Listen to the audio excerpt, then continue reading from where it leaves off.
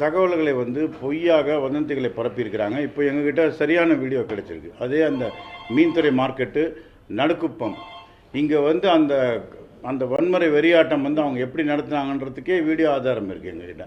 So இதை கோர்ட்டை produce பண்ணுறோம். நாங்கள் வண்டிகளை டேமேஜ் பண்ணுறாங்க, வண்டியை கீழே படுக்க வைக்கிறாங்க. அப்புறம் இவரை போலீஸ் ஆஃபீஸர்ஸ் ஜீப்பை கீழே தள்ளி எரிச்சிருக்கிறாங்க. ஸோ இதெல்லாம் எல்லாத்துக்குமே ஆதாரம் இருக்குது. ஸோ இது எல்லாமே நாங்களே செஞ்சிக்க முடியாது. இப்போ காவல்துறையை எங்களே அடிச்சிக்க முடியாது. நாங்களே எங்கள் வண்டியை ஏதோ ஒரு இடத்துல யாரோ ஒரு காவல் ஆளுநர் நெருப்பு வைக்கிற மாதிரி ஒரு இதில் காமிச்சிருக்காங்க. ஒரே ஒரு ஊடகத்தில் தான் அது முதல்ல ஆரம்பித்தாங்க. அது அப்புறம் ஸ்ப்ரெட் ஆகிருக்கு. ஸோ இதை பெருசுப்படுத்துவதுன்னா தவறு. அது அப்ரேஷன்ஸ் இருக்கலாம். இது ஒரு 7000-10,000 பேர் இருந்தக்கூடிய காவலர்கள் உபயோகப்படுத்தியிருக்கணும். அன்னைக்கு ஒருத்தர் 2 பேர் ஏதாவது தவறு பண்ணியிருக்கிறதுனால காவல்துறையை ஒட்டுமொத்தமாக தவறு பண்ணிட்டாங்கன்னு சொல்கிறது எந்த விதமான நியாயமும் கிடையாது.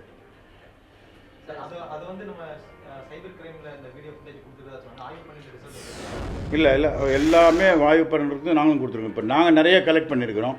இந்த நிறைய பேர் போல்டர்ஸ் இவ்வளோ பெரிய இப்போ கல்லெல்லாம் தூக்கி போட்டிருக்காங்க. மேலேருந்து காவல்துறை மேலே போட்டிருக்காங்க, மண்டையில் அடிபட்டிருக்கு. ஸோ அதெல்லாமே இருக்குது, ஆதாரங்கள் இருக்குது. நிறைய பேரை நாங்கள் கைது பண்ணியிருக்கிறோம். இன்னுமே இதில் பல்வேறு ஆட்களை கைது பண்ண வேண்டியிருக்கு. அந்த குரூப்ஸ் எல்லாம் போய் தான் இன்ஃபில்ட்ரேட் பண்ணி தான் இவங்களை என்கரேஜ் பண்ணியிருக்காங்கன்றதான் உண்மை. எந்த இடத்துலையுமே மாணவர்கள் காவல்துறை அடித்த மாதிரியே இல்லை. மாணவர்களுக்கும் எங்களுக்கும் பிரச்சனையே இல்லை. அவங்க தான் நாங்கள் சொன்ன பேச்சை கேட்டு 3500 பேர் காலையிலேயே சுலபமாக அவங்கள வெளியேற்றிட்டோம்.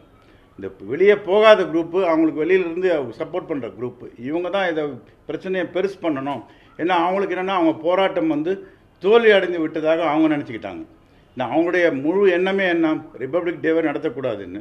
ரிப்பப்ளிக் டே நடந்து போயிடுச்சு நேற்று. ஸோ அவங்களுடைய எண்ணங்களே நாங்கள் தோக்கடிச்சு விட்டோம் அப்படின்ற ஒரு எண்ணத்தில் தான் இவங்க ரியாக்ட் பண்ணியிருக்காங்களே தவிர எந்த விதமான அசம்பாவிதம் நடக்காமல் போயிட்டு இருந்தது. ஒரு 4 ஹவர்ஸ்க்கு அந்த 10 மணிக்கு மேலே தான் அந்த திசை திருப்புற கூட்டம் தான் இதை கண்டிப்பாக செஞ்சுருக்குன்னு என்னால் உறுதியாக சொல்ல முடியும். இதுக்குண்டான ஆதாரங்களை நாங்கள் இன்னும் கலெக்ட் பண்ணிகிட்டே இருக்கோம். கோர்ட்டில் தான் நாங்கள் ப்ரொடியூஸ் பண்ண வேண்டியிருக்கு. இன்வெஸ்டிகேஷனில் இருக்கிறதுனால நிறைய பல விஷயங்களை நான் சொல்ல முடியாது. ஒரு சில அமைப்புகள் தான் இதை தூண்டி விட்டதா கமிஷன் சொல்லியிருக்காங்க. இந்த அமைப்போடைய தலைவர்கள் யார் யாருன்னு ஐடென்டிஃபை அந்த கூட்டத்தில் அந்த கலவரம் அதை எல்லாமே விஷயங்கள்லாம் தெரியுதுங்க. நாங்கள் விசாரணை பண்ணிகிட்ருக்கோம். புலன் விசாரணை பண்ணிகிட்டு இருக்கும்போது நான் சொல்ல முடியாது. புலன் விசாரணைக்குன்னு தனியாக டீம் ஃபார்ம் பண்ணியிருக்காங்க. அவங்க இதை விசாரணை பண்ணிகிட்ருக்காங்க. விசாரணை பண்ணோன்னா முழுமையான விவரம் கொடுக்குறாங்க. 245 பேருக்கு கைது பண்ணியிருக்கிறாங்க. மொத்தம் எவ்வளோ வழக்குகள்னு செக் பண்ணிட்டு சொல்கிறேன். இதில் இன்னுமே நிறைய ஒரு 100 பேருக்கு மேலே நாங்கள் ஐடென்டிஃபை பண்ணியிருக்கிறோம். அந்த ஃபோட்டோகிராஃபை வச்சுட்டு வீடியோ ஆதாரங்களை வச்சுட்டு 100 பேருக்கு மேலே பேர் அட்ரஸ் எல்லாம் ஐடென்டிஃபை பண்ணியிருக்கோம். கூடிய விரைவில் அவங்களும் கைது செய்யப்படுவாங்க. கலவரம் நடந்த பகுதியில் வெளியிலிருந்து வந்த நபர்கள் அந்த பகுதியில் உள்ளவர்களை இன்னோசன்ஸ் கைது பண்ணுறாங்க போலீஸ் அப்படின்ற மாதிரி குற்றச்சாட்டு சொல்கிறாங்க. இல்லை அதுதான் இப்போ அந்த டைமில் அவங்களுக்கு சப்போர்ட்டாக இருந்தவங்கெல்லாம் அங்கேயே இருந்திருக்கிறாங்க. அந்தந்த ஏரியாலே இருந்திருக்காங்க. ஏன்னா இவங்க இந்த போராட்டத்தில் கலந்துக்கிட்டவங்கெல்லாம் கொஞ்சம் பேர் இந்த ஐஸ் ஹவுஸு, நடுக்குப்பம், மாட்டாங்குப்பம் இந்த குப்பத்தில் தான் இருந்திருக்கிறாங்க. இங்கேருந்து தான் மார்னிங்லேருந்து ரெஸ்ட் எடுத்துகிட்டு மறுபடியும் போய் போராட்டத்தில் கலந்துருக்காங்க. அதனால் அவங்களுக்கு நிறைய பேர் பரிச்சயமாக இருக்குது, ஃப்ரெண்ட்ஷிப் நிறையா இருந்திருக்கு. ஸோ அவங்க தூண்டி விடுற காரணத்தினால தான் இந்த மாதிரிலாம் சொல்கிறாங்க. ஸோ மற்றபடி மெரினாவில் யாருமே லத்தியில் யாருமே அடிக்கலை. மெரினா கடற்கரையை பொறுத்தவரையில் அமைதியாக தான் இருந்தது. அங்கே யாருமே லத்தி அடிச்சு தான் ஒரு வீடியோகிராஃபும் கிடையாது, நம்மக்கிட்ட ஒரு ஃபோட்டோகிராஃபும் கிடையாது. நடந்ததெல்லாம் நான் சொல்கிறேன். இந்த நடுக்குப்பம், மாட்டாங்குப்பம், இந்த பாரதி சாலை, இந்த ஜங்ஷன்ஸ் எல்லாமே இந்த பக்கத்துக்கு வந்துட்டாங்க, கிராஸ் பண்ணி வந்துட்டாங்க. தூண்டி விட்டு திரும்பவும் போய் உட்காரத்துக்கு முயற்சிகள் நடந்தது. அதுதான் உண்மை. நாங்கள் சொல்லி கலைஞ்சி போயிட்டாங்கன்னு ஒரு ஆதங்கம், தோல்வி அடைந்துட்டுமேனு ஒரு ஆதங்கம் வந்துடுச்சு. அதனுடைய ரியாக்ஷன் தான் இது. கண்டிப்பாக இது கண்டிப்பாக கைது பண்ணுறோம். யார் யார் பண்ணிட்டு இருந்தாங்கன்றதை ஐடென்டிஃபை பண்ணிட்டு இருக்கோம். கூடிய விரைவில் நிறைய பேர் கைது பண்ணுறோம். இல்லை வன்முறை வராதுன்னு தான் நினச்சோம். நாங்கள் சொல்கிறத கேட்டேன்னா நாங்கள் ஃப்ரெண்ட்ஷிப்பாக தானே இருந்தோம். ஒரு 6 நாட்களாக ஒத்துழைப்பு தான் கொடுத்தோம். நாங்கள் அங்கே இருக்கிற எல்லாருமே நாங்கள் ஐடென்டிஃபை பண்ண ஆரம்பித்தோம். இந்த 6 நாட்களில் எல்லாருமே பேசும்போது, சார் இந்த சட்டம் வந்துருச்சுன்னா நாங்கள் கலைஞ்சி போயிடுவோம் தான் எங்களுக்கு உறுதியை கொடுத்துருந்தாங்க. சட்டமும் வரப்போகுது, ஆர்டினன்ஸ் பாஸ் ஆகிடுச்சு, கலைஞ்சி போகிறது தான் நியாயமான கோரிக்கை. எங்கள் கோரிக்கையை ஏற்றுக்கிட்டு தான் 3500 பேரை வெளியில் அனுப்புறதுன்றது சாதாரண விஷயம் இல்லை. எங்கள் கோரிக்கையை ஏற்றுக்கிட்டு தான் அவங்க வெளியில் போயிருக்கிறாங்க. ஸோ அதனால் அவங்க கோரிக்கைப்படி நடந்திருந்தாங்கன்னா ஒன்றுமே பிரச்சனை இல்லாமல் போயிருக்கும். அதில் தான் சொல்கிறோம், இந்த சமூக விரோதிகள் கூட்டத்தை வந்து கலந்துக்கிட்டாங்க. இவங்க தான் வந்து பண்ண கூத்துல தான் இன்றைக்கி இத்தனை பெரிய பிரச்சனை ஆயிருக்கு. ஆனால் எங்களை வந்து போலீஸ், இன்றைக்கி போலீஸ் டிபார்ட்மெண்ட் இல்லைன்னா இந்த ஸ்டேட்டில் இந்த சிட்டி அமைதியாக இருக்க முடியுமா? நீங்களே சொல்லுங்கள். இந்த அமைதியான இந்த மாநகரத்தை நாங்கள் கொண்டு போயிட்டுருக்கோம். போலீஸ் டிபார்ட்மெண்ட்னால தான் இவ்வளோ தூரம் செஞ்சு பண்ண முடியுது. அதை விட்டுட்டு சும்மா போலீஸ் வந்து யாரோ ஒரு 2 போலீஸ் நெருப்பு வச்சிட்டாரு, அதனால் போலீஸ் டிபார்ட்மெண்ட் தான் இதுக்கு சதிக்கு காரணம் சொன்னால் அது வந்து கேவலமாக இருக்குது. அந்த மாதிரி சொல்கிறவங்க எப்படி சொல்கிறாங்க?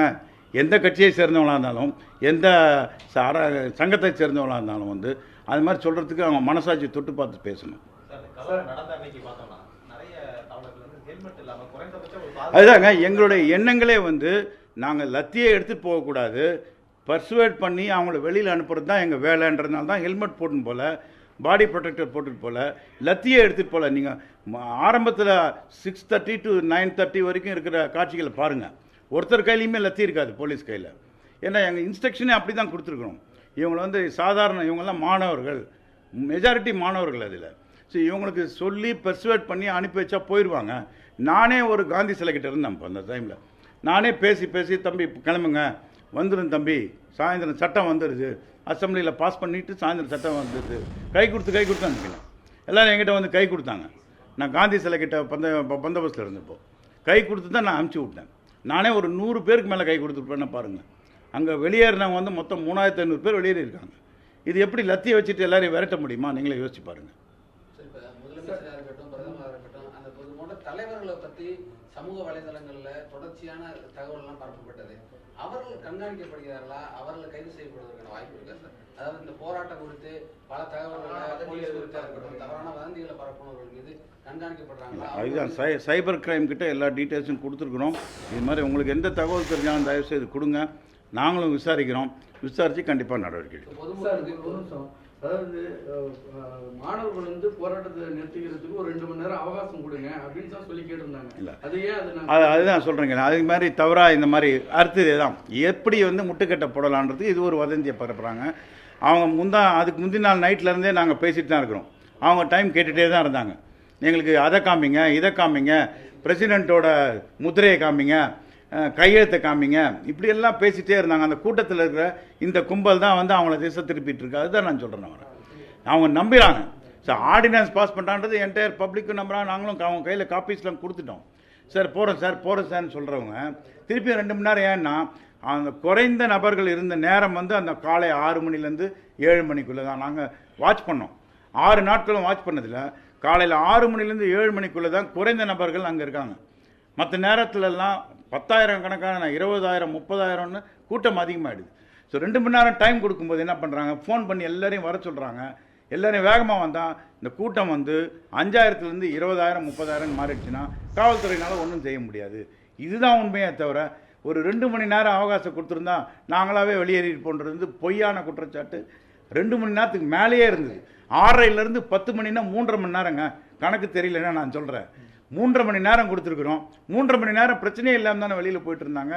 10:15 மணிக்கு தான் அந்த ஐசோஸ் பிரச்சனையை ஆரம்பித்தது. அது வரைக்கும் பிரச்சனையே இல்லை.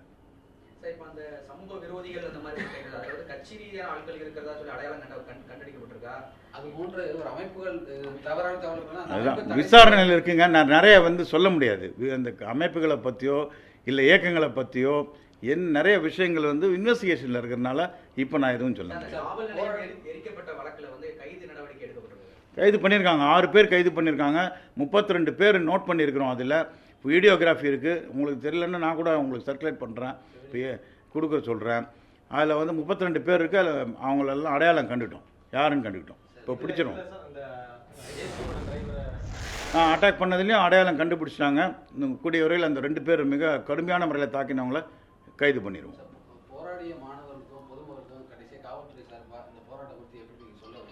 நாங்கள் வந்து சொல்கிறது ஆரம்பத்துலேருந்துங்க, போராட்டம் நடத்தினது மிகுந்த நல்ல முறையில் நாங்கள் எதிர்பார்த்ததுக்கு மேலாக கோஆப்ரேட் பண்ணிட்டு தான் பண்ணிட்டு இருந்தாங்க.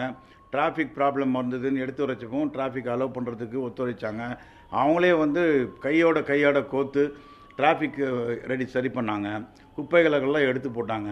ஸோ எங்களுடைய மெயின் இது தான். நானும் கமிஷனரும் போயிருந்தோம் 2 நாளைக்கு முன்னாடி கூட, 21ஆம் தேதி. அன்னைக்கு கூட எங்களுக்கு வந்து ஒரு அரணாக மாணவர்களே எங்களுக்கு ஒரு அரணாக வந்து எங்களுக்கெல்லாம் கை கொடுத்தாங்க, கை ஆட்டினாங்க.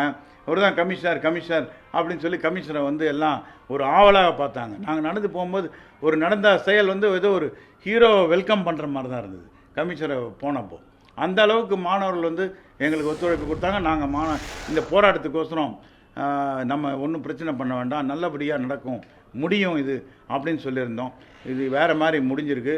இதுக்கு காரணம் யாருன்றது உங்களுக்கே தெரியும்.